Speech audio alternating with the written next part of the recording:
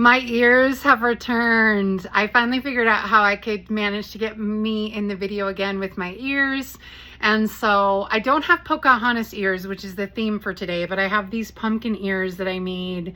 Well, they were coral ears. They're like a coral color that a friend picked up for me. I think they were at Burlington or something on clearance for a few dollars.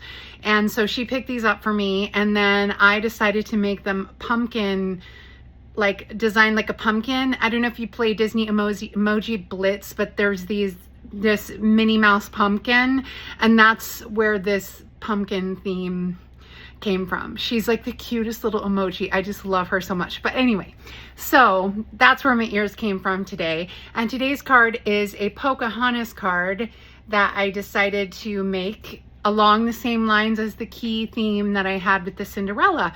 So yeah, I hope you enjoy this video and I'll show you how to make it. As I said, I wanted to teach you guys how to make this Pocahontas card. So we'll go ahead and we'll get started. If the inspiration that I had, if you guys don't already know, I always try to make Disney cards that are inspired by Disney, or cards inspired by Disney stuff. And after I made the Cinderella card from the other day, I thought, I loved this Cinderella card. Cinderella is my favorite. So after I made this Cinderella card from the other day, I thought maybe I should make a different one for a different movie. And my niece, you know, who I adore, she suggested Pocahontas after I had showed her another card that I had made that was Pocahontas inspired. And so that's what happened here. Now the stamps that I'm using for today are from Paper Pumpkin. And this is why I love Paper Pumpkin so much, because the size of the stamps is always really good because they fit on a block about this size. This is the D size, and they fit on a block about that size. It comes about this big. In your first box, you'll get a box like this, and you get one stamp. I mean, one block, and then you just keep reusing it over and over again. This is a ergonomic stamp that you can buy separately. So, but it's the same size as that one. So anyway, so you'd get your block and it fits perfect on this block. And there's a secondary stamp set. I wanted the key again that I used from the Cinderella, but I also wanted a different sentiment. Well, sometimes the sentiments you get from the Paper Pumpkin are unlike sentiments you get in the traditional sets. So here I am using it once again. And sure enough, especially that a feather. I would have never bought a stamp set that had a feather on it. It's just not my style. But I happen to love this stamp set, especially for these birds and the scroll on these particular sentiments, and the typeface on this. So I kept it because I just loved this particular design and haven't sold it. And this one I kept it because of the trees. I didn't know I'd need that sentiment again, but I kept it. And I love this one anyway because I love locks and keys. And as I discussed in my last video, I just love this kind of, I don't know, there's something about antique keys. Like I said before, I think it's because my mom, we lived in a Victorian as a little girl. My parents had a Victorian, and it was in Susan, California, which is where I'm from. And it's this, oh yeah, this one hasn't been trimmed, has it? Okay, one of them hasn't been trimmed. Good thing I have my trimmer. Yeah. So I grew up in Fairfield, California, which is right next to Susan, California. They're almost the same city. You know, they run into each other. And so we lived in this big Victorian as a little kid. My father was the mayor of the town. You know, he was young and in politics, and he was the mayor. And so it was pretty cool that we lived in this Victorian in town, and we just loved it. And I have such fond memories of that. So I think that's why I like antique keys. And my mom also collected antiques. So I think it's a combination of several different things. So anyway, so that's where that comes from. So I have a couple things that, oops, not that one. I want to use the long one. Yeah. So this was an extra scrap that I had when I was trimming this one down. So I'm going to go ahead and use it on the inside. You know, it's not often you have these little scraps, so I'm going to go ahead and use it up. So anyway, so I switched from the lives. For anyone that normally watches me, I know my friend Marsha will be so sad I switched from the live, but I think the quality of video is a little bit better when I do it like this, one. And then I think also it just allows me a little bit more freedom in the editing, as well as especially the quality of the video if I'm going to have to upload them to YouTube, which is what I'm having to do now because Facebook changed their video policy. So, which is fine, you know, it's not a big deal. Like, I don't mind changing things up a little bit. I'm not I mean, I don't like change, but I'm not so fastidious that I'm freaking out. So I also don't have a major business where it affects it in the same way. So, you know, because technically it's really my hobby. I just love teaching you guys how to do this stuff. So anyway, so I'm just talking to myself here, which is kind of nice when you have someone else on the live because then you feel like you're talking to someone. So I'm just going to pretend like my friend Marsha's here and on live, you know, or Lisa or many of the other faithful ladies, that Linda, who also watches faithfully. And that's always very, very kind. I just really appreciate all their support. So this layer, so Pocahontas. So as you know, Pocahontas's dress is like, it's not mustard. It's definitely that leathery tanned, you know, it's like a tan, but it has such a hint of yellow. The closest cardstock I had was crushed curry because the crumble just was too brown and the pecan is a little bit too brown, but I thought it looked much better with this yellow, this crushed curry, and this wooden paper. This paper here is from, oh, here it is. Okay, I was going to say I saved it. So this paper here is from the Country Woods design, and look at it, it has all this great wood. This is one of my favorite sheets. Fantastic wood. I just love it, and I think I love especially this teal. I also like this denim misty moonlight color. The sheets of wood in here are just gorgeous. They're not all colored. Like this one is brown, obviously. Here's another brown, like natural wood. Here's another one. So a lot of them are natural, but then there's also the colored side. This one's a gray. I think the colored sheets. This one is a nice coral, you know, like I think that's like petal pink. Yeah, petal pink. So that's where I got that particular paper. And the gold paper is from the brushed silver and gold, which I think is still on clearance. I wanted to show you guys a sheet of it because it's so pretty. Yeah, here we go. It has these stripes on it. So it's brushed, but not in the traditional sense. I don't know if you guys can see, but there's these little ridges. So it's definitely, it looks like it's been brushed with the paintbrush. It has these, the brushing as if it was brushed by like a paintbrush.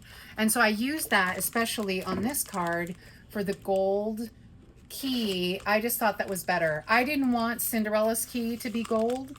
I thought making it blue was better because it's Cinderella and might as well. So in this case, I wanted it gold because she does wear little jewelry, and I just was thinking about how it's very, to me, it inspired me more with some of that. And so even though they didn't have gold where the settlers had taken over, which is part of the whole, you know, part of the movie, you know, they didn't have gold like people thought. It was the misnomer. But I still, her necklace has that gold and the turquoise. Oh, that's where the turquoise comes from, is because her necklace has this great turquoise in there.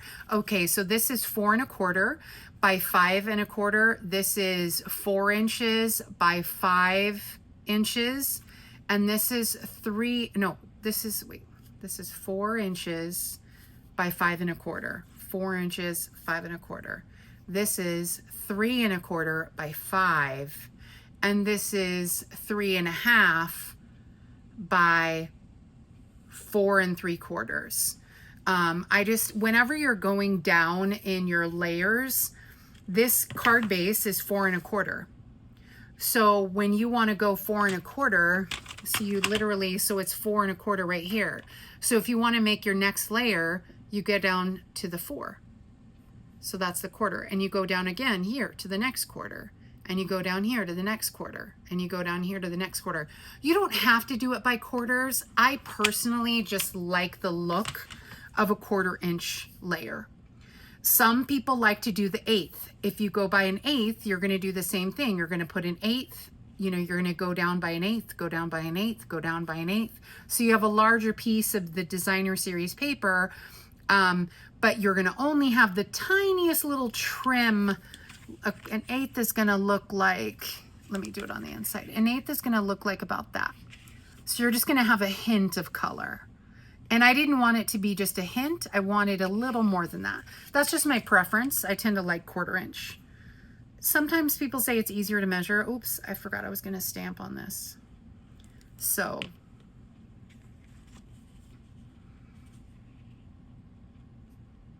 we'll stamp after. But I wanted to add that little surprise of the little trim piece on the inside. After I designed everything, I realized, oh, I cut it too big. I try not to cut my paper, designer series paper, until the very end, but didn't happen. So again, this is from the Paper Pumpkin. I think it was Key to My Heart was the one it was called. It was this one here. I believe it was from 2004. I think it was from last year. It could be 2003, but I'm pretty sure it was 4. And so I put the little key on the inside. And then for the sentiment, it is from, I think this is from I think this one's actually from 2019 maybe, or maybe 2018. This one was like something about journey. I can't remember. I'm not always good at remembering the Paper Pumpkin names, but there is, like, if you go to Stamp Your Art Out, she is really good at having all the paper. Oh, it's a little crooked. She's really good at having the paper inserts. Like, she makes little separate little cases for her Paper Pumpkin sets. Her name is Rachel Tessman. She's this amazing stamper who does all kinds of great alternatives for Paper Pumpkins. And so that's where that came from. All right, so now, oh, we still need to trim that off. Let me trim off the excess a little bit. Like I said, the sentiments for Paper Pumpkin are just so good. I used that Cinderella one the other day. I thought that one was good. Let me see this. I didn't measure this exactly. This little scrap is from when I trim my paper. I get these little 1/4 inch scrap or 1/2 inch scraps. And these 1/2 inch scraps are perfect for labels. It's literally just a piece that comes off as I'm trimming my stuff.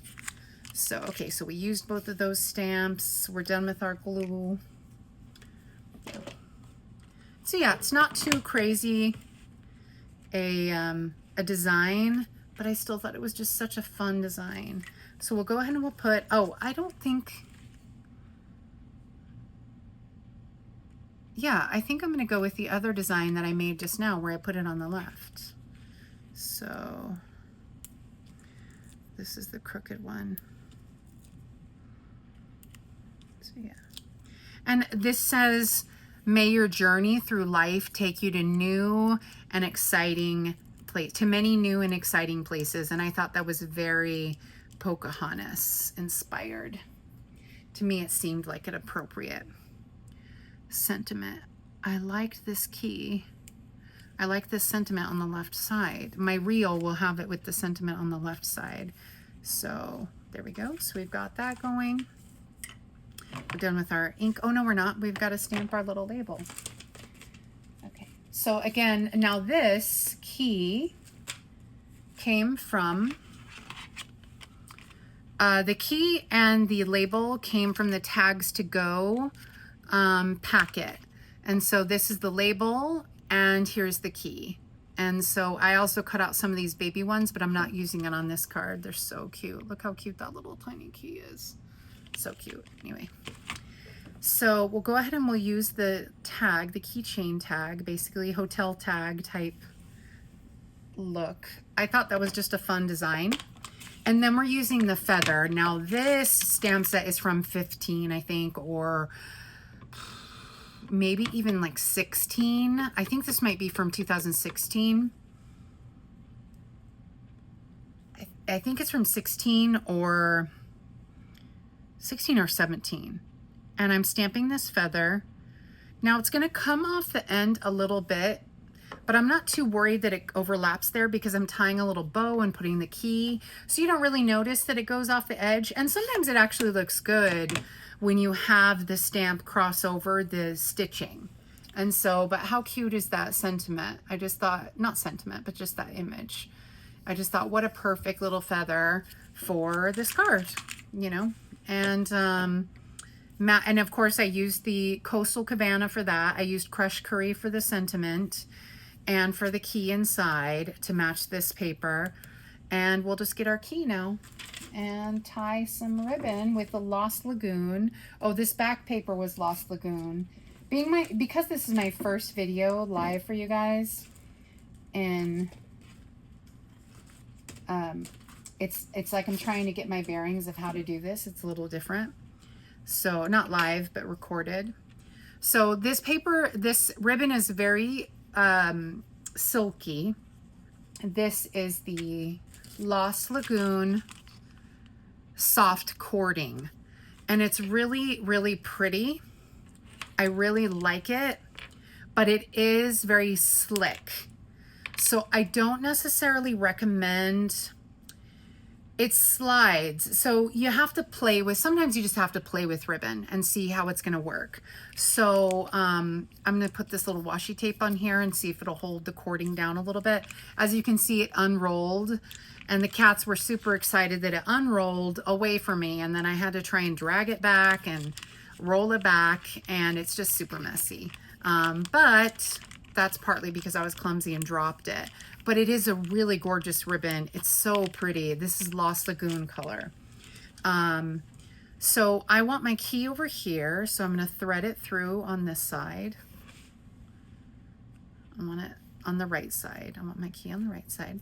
And I want, and I want to make sure it's up, because if you aren't careful, you can also put your key the wrong side up.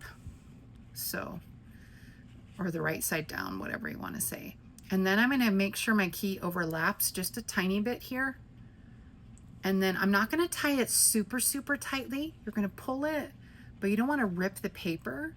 So you want to pull it tightly, but not like crazy tight. And then, because you still want to have a little bit of slide for the key. Oops, come on, let me tie it. It's a little, like I said, it's really soft and silky, so it can be a little fiddly. I might not have tied it with enough. Let's pull this tight. There we go. And so just be careful as you're pulling your bow down to make sure that it doesn't just come right out. Once it's in place, I think it stays. And I want to trim these ends off just a little bit. Usually I pull them together like this and just trim them. The good thing is when I do videos like this, I'm a lot less distracted. And so I can just focus on techniques and stuff. So that's kind of fun. Oh, that one's a little shorter now. Just when I was trying to make one the right size for the other. Let's see. Okay. Actually, I think now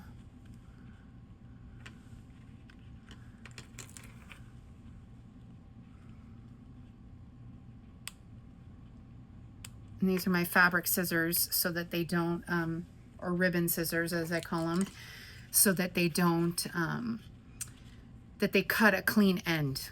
If you don't have scissors that are dedicated just for fabric and you cut paper and fabric, they tend to dull really quickly and it just doesn't cut effectively. So now I'm getting my other scissors which are, technically these are from Tim Holtz. They're actually for cardboard and other stuff. It comes with the mama pear.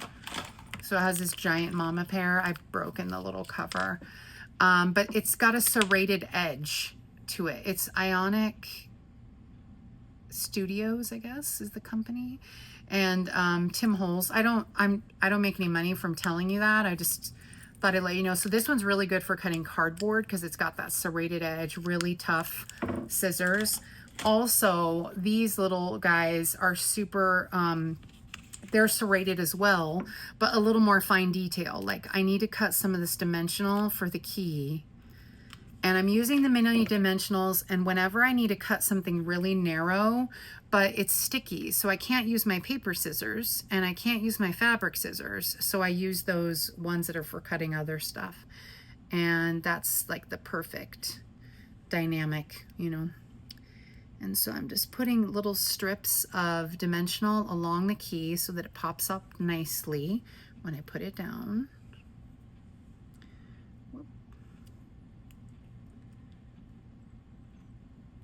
Okay, there we go. Oh, and I need to put some dimensionals, and I'm just going to use some of these mini ones on the backing of this. My fingers are fat. It's like a little stuck. There we go. And so I'll just put a bunch of dimensionals on here. Yeah, I'll put one more right there. Okay. So let me just peel off the backings and we're going to pop it on. So it's a pretty quick card overall, but it's so sweet. I just love it. I just like this design. I like that it's simple. I have a feeling, I haven't even showed it to my niece. I need to send her a picture. I love my nieces. My sister, my older stepsister, technically she's my stepsister, but my older sister had 2 daughters. And I just became, when I was 10 years old, her mom, her dad and my mom got together. And we were together our whole lives, you know, back practically. I mean, she was much older than me. Obviously, she was much older when she was 16 when she met my mom and her dad met my mom. And then, yeah, so, you know, and and so the story goes. And so actually, I think I'm going to put a little hidden Mickey up here in the corner just because I can. I know I don't have to. I don't really want to do that on every card, but I love the proportion of how these little Mickeys can be. So yeah, so that's our Pocahontas card, you know. And it's nothing too fancy, but it was an inspiration. My Disney cards are always inspired by something Disney usually.